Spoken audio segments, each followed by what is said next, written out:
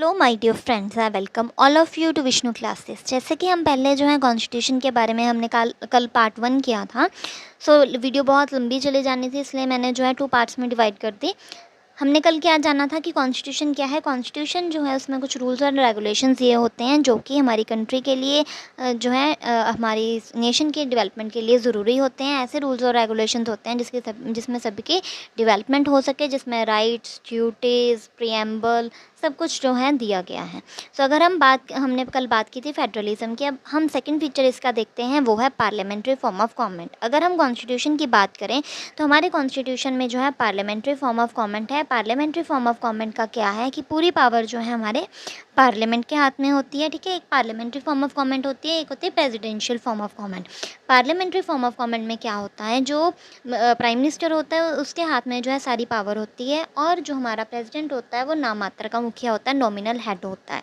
ठीक है, तो अगर हम प्रेसिडेंशियल की बात करें तो उसमें उल्टा होता है, प्रेसिडेंट जो है मेन हेड होता है। पार्लियामेंट्री फॉर्म ऑफ गवर्नमेंट जो है इसमें क्या है, यूनिवर्सल एडल्ट फ्रेंचाइज दिया गया है सभी को।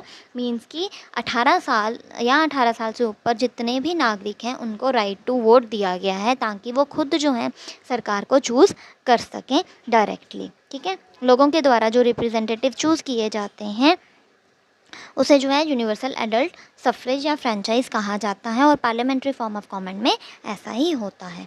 फिर हमारे इंडिया में अगर हम बात करें, सेपरेशन ऑफ पावर्स है। अब सेपरेशन ऑफ पावर क्या है, हमारे स्टेट लेवल या सेंट्रल लेवल में कहें तो 3 ऑर्गन्स हैं। कौन कौन से हैं स्टेट गवर्नमेंट के organ? Legislature, executive and judiciary. ये भी क्वेश्चन बन सकता है, सेपरेशन ऑफ पावर का मतलब क्या है, या कितने ऑर्गन्स हैं, या कितने ऑर्गन्स के आपको नाम भी पूछे जा सकते हैं। पहला है लेजिस्लेचर, सेकंड है एग्जीक्यूटिव एंड थर्ड है जुडिशरी।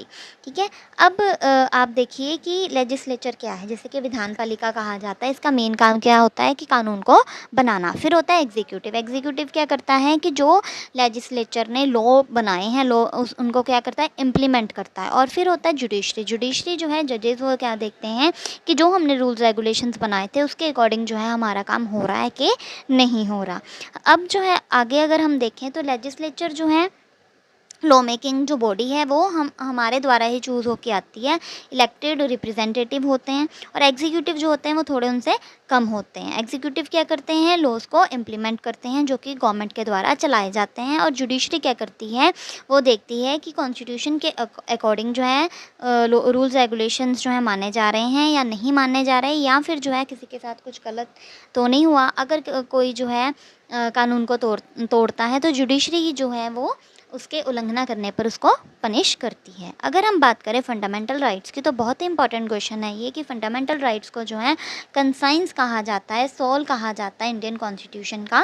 ठीक है, फंडामेंटल राइट्स हमें क्या प्रोटेक्ट करता है, एक तरह से क्या प्रोवाइड करता है, ताकि किसी के साथ भी जो है वो गलत ना हो। अगर कोई जो है किसी के साथ गलत हो रहा है तो उसके अगेंस्ट जो है हम कोर्ट में जा सकते हैं। जैसे कि आर्टिकल 32 कॉन्स्टिट्यूशनल रेमेडीज़ में ये बताया गया है कि अगर किसी के साथ गलत हो या कॉन्स्टिट्यूशन के अकॉर्डिंग जो है नहीं चल रहा हो, या फिर फंडामेंटल राइट्स की उल्लंघना की जाए किसी भी व्यक्ति की, तो हम जो है कोर्ट के पास जा सकते हैं।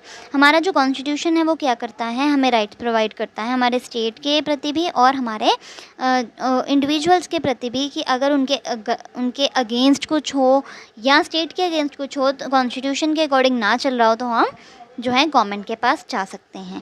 और एक बहुत ही इंपॉर्टेंट क्वेश्चन है, और इसमें से क्वेश्चन कई बार बनता ही बनता है कि हमारे फंडामेंटल राइट्स कितने हैं। हमारे 6 फंडामेंटल राइट्स हैं जो कि आपको याद करने ही करने हैं। पहला है राइट टू इक्वालिटी, सेकंड है राइट टू फ्रीडम, थर्ड है राइट अगेंस्ट एक्सप्लॉयटेशन, फोर्थ है right to freedom of religion, fifth है कल्चरल एंड एजुकेशनल राइट्स, और सिक्स्थ है right to freedom of religion. Sorry, ये दोबारा दे दिया हुआ है, कल्चरल एंड एजुकेशनल राइट्स ये भी दोबारा दे दिए, ये तो दोबारा दे दिए हैं, आप प्लीज़ कट कर लीजिएगा ये वाले। और फिर है राइट टू कॉन्स्टिट्यूशनल रेमेडीज़ जो कि लास्ट वाला है। ठीक है, राइट टू इक्वालिटी में आर्टिकल 14 आता है, मींस कि जिसमें सभी जो हैं इक्वल हैं, किसी के साथ डिस्क्रिमिनेशन नहीं की जाती। और इसमें जो है आर्टिकल 15 भी आता है। आगे जो है राइट टू एक्सप्लॉयटेशन का मतलब है किसी के साथ भी जो एक्सप्लॉयटेशन नहीं की जानी चाहिए। जैसे छोटे बच्चे जो हैं उनको हम कह सकते हैं कि जो हज़ार्डियस प्लेसेस में जो है उनको जो है काम नहीं करवाया जाना चाहिए। तो ये आर्टिकल जो है एक्सप्लॉयटेशन में आता है। फिर जो है हमें रिलीजन की फ्रीडम है, कल्चरल फ्रीडम है, एजुकेशनल फ्रीडम है, और लास्ट हमारा जो है जिसे कि heart and soul of the constitution भी कहा जाता है, जो कि हमारा राइट टू कॉन्स्टिट्यूशनल रेमेडीज़ हैं। ये आर्टिकल 32 है, जिसमें जो है रिट्स आती हैं, जो कि 5 रिट्स हैं, जैसे कि right to certiorari, right to mandamus, ठीक है, राइट टू को व्रंटो, ऐसे जो हैं 5 इसकी कॉन्स्टिट्यूशनल रेमेडीज़ की रिट्स हैं, जो कि कई बार पूछ लिया जाता है। तो आप मेन जो है पहले ये 6 हमारे जो फंडामेंटल राइट्स हैं वो इन्हें याद कर लीजिएगा, ठीक है। फिर अगर हम बात करें, कई बार क्वेश्चन ऐसा भी बना देते हैं ये कि कौन कौन से राइट्स हैं, फिर इंक्लूड कर देंगे राइट टू प्रॉपर्टी भी फंडामेंटल राइट में, लेकिन अब जो है पहले फंडामेंटल राइट जो है वो होता था, वो राइट टू प्रॉपर्टी अब नहीं है, तो ये भी जो है आपको ध्यान रखना है। फिर फंडामेंटल राइट्स के साथ साथ जो है DPSP भी ऐड किया गया है, जिसे कि directive principle of state policy कहा जाता है, जो कि ये इंश्योर करता है कि हमारी सोसाइटी में सोशल और इकोनॉमिक मीन्स के सामाजिक तौर पे और आर्थिक तौर पे जो है रिफॉर्म्स होते रहें, ताकि हम गरीबी को कम कर सकें और लोगों का जो है विकास कर सकें।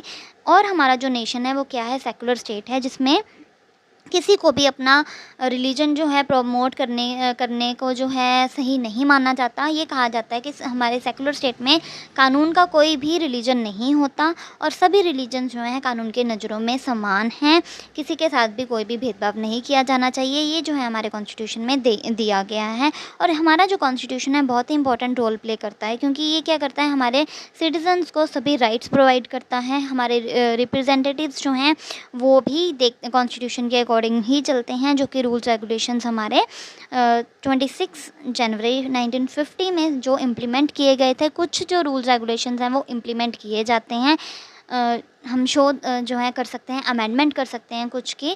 कई जो है हमारा कॉन्स्टिट्यूशन फ्लेक्सिबल भी है और रिजिड भी है। रिजिड का मतलब ये है कि कई रूल्स रेगुलेशंस ऐसे हैं जो कि हम अमेंड नहीं कर सकते, और कुछ रूल्स रेगुलेशंस हमारे इंडियन कॉन्स्टिट्यूशन के ऐसे हैं जो कि फ्लेक्सिबल हैं, जो कि हम इजीली जो हैं वो चेंज कर सकते हैं by 2/3 majority of the parliament. So आज हमने जो है इंडियन कॉन्स्टिट्यूशन के बारे में पूरा जाना है कि इंडियन कॉन्स्टिट्यूशन के मेन फीचर्स क्या क्या हैं, कि ये पार्लियामेंट्री फॉर्म ऑफ गवर्नमेंट है, फेडरलिज्म पाई जाती है, कानून के ऑर्गन्स के बारे में हमने जाना है। ये इंपॉर्टेंट क्वेश्चंस है जो कि पूछ लिया जाता है फंडामेंटल राइट्स के, ये तो आपने सभी याद करने ही करने हैं, जो कि बहुत ही इंपॉर्टेंट है और ये आते ही आते हैं, ठीक है। सो आज हमने जो है हमारे कॉन्स्टिट्यूशन के बारे में जाना है। So hope you like this, please like, subscribe and share this channel for more and more videos. If you have any doubt, then you can ask anytime. So thank you very much for your concentration.